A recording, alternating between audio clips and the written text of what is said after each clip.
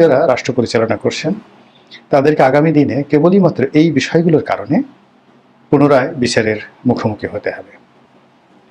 তো যেটা বলছিলাম যে আমরা ডক্টর মোহাম্মদ ইউনূসের মধ্যে ভালো কি আছেন সেই জিনিসগুলো স্মরণ করতে পারছি না, দেখতে পাচ্ছি না। এর কারণ হলো তার যারা ভক্ত অনুরাগী রয়েছেন দেশে এবং দেশের বাইরে, তারা তার ভালোকে এত বড় করে অনেক বিশাল লাইট দিয়ে, বিশাল ক্যানভাস দিয়ে প্রচার করার চেষ্টা করছেন, যার মধ্যে তার সত্যিকার অর্থে যে ভালো গুণাবলী সেই গুণাবলীগুলো হারিয়ে যাচ্ছে। ২ নম্বর হলো যে তাকে যদি এই দেশে রাজনীতি করতে হয় তাহলে এই দেশের সাধারণ মানুষের সঙ্গে তার সম্পর্ক, সাধারণ মানুষের যে আশা আকাঙ্ক্ষা এবং আকুতি এবং এদেশের মানুষের সঙ্গে তার যে সম্পর্ক, এটি চূড়ান্ত পর্যায়ে নিতে হবে, যেটি তিনি এখনো শুরু করতে পারেননি। তিনি এবং তার সাথে যারা লোকজন রয়েছেন তারা গণমুখী লোক নন, জনগণের সঙ্গে তাদের কোনো সম্পর্ক নেই, উল্টো এদেরকে গণবিমুখ লোক হিসেবে আপনি অভিহিত করতে পারেন। এই গেল একটা বিষয়। ফলে কি হচ্ছে, সব জায়গাতে অস্থিরতা তৈরি হয়ে গিয়েছে, মানুষের স্বপ্নভঙ্গ হয়েছে। তারপর মানুষ ডক্টর মোহাম্মদ ইউনূসের প্রতি যে শ্রদ্ধা দেখাতেন, তাকে নিয়ে স্বপ্ন দেখতেন, তিনি বাংলাদেশের জন্য বিরাট কিছু করবেন এবং তার নেতৃত্বে পশ্চিমাদের সঙ্গে ভালো সম্পর্ক হবে, বাংলাদেশের দুধ এবং মধুর নহর প্রবাহিত হবে। এই জিনিসগুলো এখন এতটা ফিকে হয়ে গিয়েছে যে এইগুলো এখন শুনলে বেশিরভাগ মানুষ বিরক্ত হয়ে পড়েন। যখন গ্রামে একটা মানুষ তার 10টা গরু আছে, বিশ্বাস করেন যারা গৃহস্থ তারা নিজেদের গৃহপালিত গরু, ছাগল, মহিষ কিংবা মুরগিকে পরিবারের সদস্য মনে করে, এদের উপর জীবিকা নির্বাহ করে এবং এদের জন্য তারা জীবন পর্যন্ত দিয়ে দেয়। সারা বাংলাদেশে যেভাবে গরু চুরি বেড়েছে, শুধু গরু চুরি না, গরু ডাকাতি বেড়েছে। মানুষ বাড়ি বাড়ি সেই সন্ত্রাসীরা গিয়ে যেখানে সন্ত্রাস সম্ভব সেখানে তারা এই গরু, ছাগল, মহিষ এগুলো সব ছিনতাই করে নিয়ে আসছে, ডাকাতি করে নিয়ে আসছে।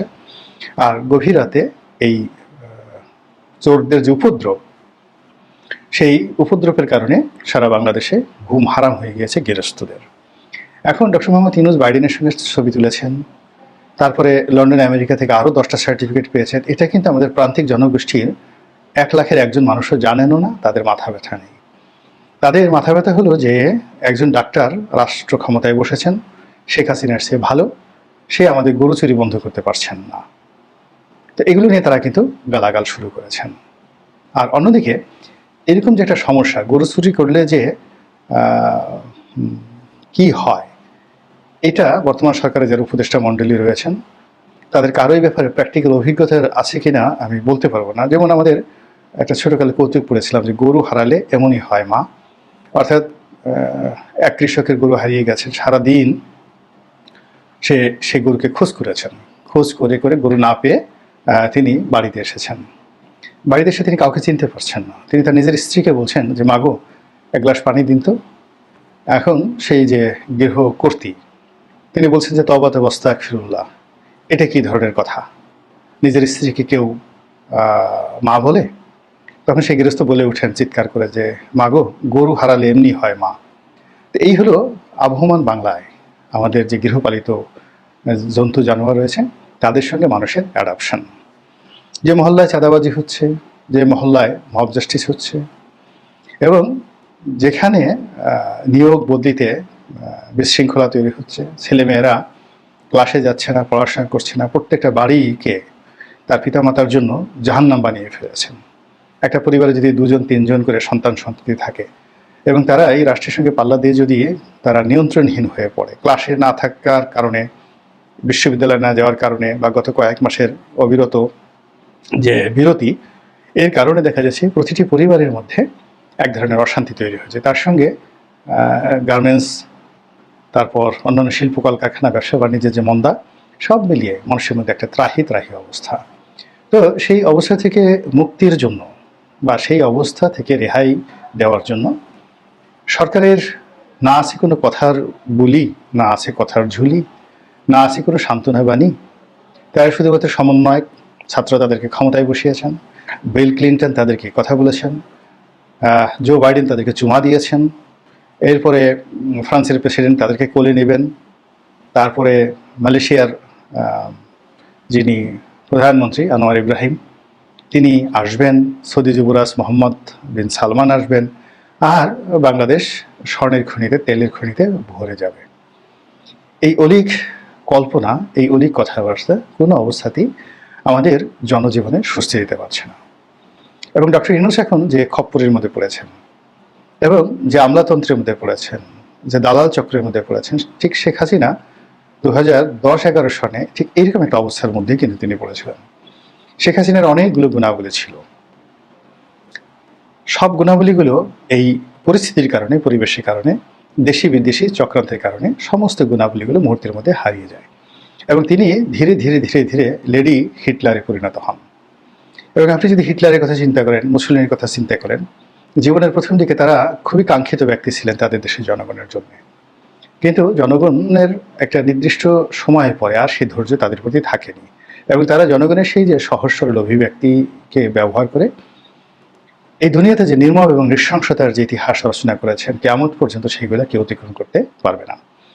তো আমাদের শেখ হাসিনা, বাংলাদেশের শেখ হাসিনা, তিনি যদি সতর্ক হতেন এবং তিনি যদি জনগণকে ভালোবাসতেন, রাজনৈতিক দলকে ভালোবাসতেন, প্রত্যেকটা পলিটিক্যাল পার্টির সাথে একটা সম্পর্ক রক্ষা করতেন, তাহলে আজকে তাকে কিন্তু এভাবে পালিয়ে যেতে হতো না। কিন্তু তিনি সেটা না করে তাকে কোন দেশ থেকে একটা ডক্টরেট ডিগ্রি দিয়েছেন, জাতিসংঘের পরিবেশ বিষয়ক কোন কমিটি বা সাব কমিটি তাকে একটা উপাধি দিয়েছেন, কিংবা নরেন্দ্র মোদী তাকে কি বলেছেন,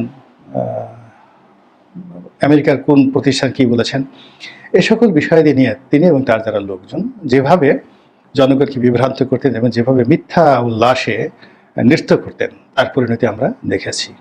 তো কাজেই আমি যখন ডক্টর মোহাম্মদ ইউনূস জাতিসংঘ গেলেন, আমার প্রথম কথা ছিল যে ওনার এটা যাওয়ারই দরকার ছিল না, কোনো দরকার ছিল না।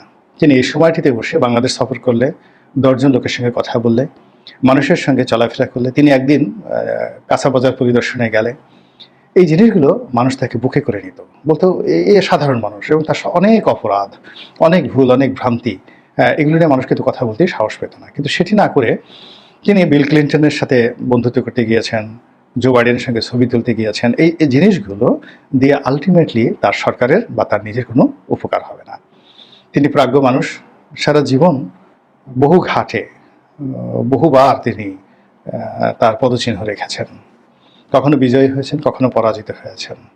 তাকে সাজেশন দেওয়ার মতো স্পর্ধা আমার নেই। আমি আমার সাদা চোখে যে জিনিসগুলো দেখছি, সেক্ষেত্রে আমার মনে হয়েছে যে তিনি বাংলাদেশের যে পরিচিতি বা বাংলাদেশের যে গর্ব, বা doctor Mohammad Yunus Nobel laureate হিসেবে যে খ্যাতি এবং দ্যুতি সারা দুনিয়াতে ছড়িয়েছেন, তার এই সকল সফলতা যেন জীবন সায়ানে এসে কোনো অবস্থাতেই বিরূপ পরিস্থিতিতে না পড়ে, এতটুকুই কামনা। তিনি সফল হন এবং ভালো কিছু করেন, এই আশীর্বাদ করছি। কিন্তু তিনি যদি সেটি না করে অতীতের লোকদের মতো তিনি যদি কেবল প্রচার প্রপাগান্ডাতে ব্যস্ত থাকেন, যা কিনা তার বাংলাদেশের রাজনীতিতে আদৌ দরকার নেই, তাহলে ultimately it's a wastage of time, money and energy. আল্লাহ আমাদের সবাইকে হেদায়েত দান করুন এবং হেফাজত করুন। আসসালামু আলাইকুম ওয়া রাহমাতুল্লাহি ওয়া বারাকাতুহু।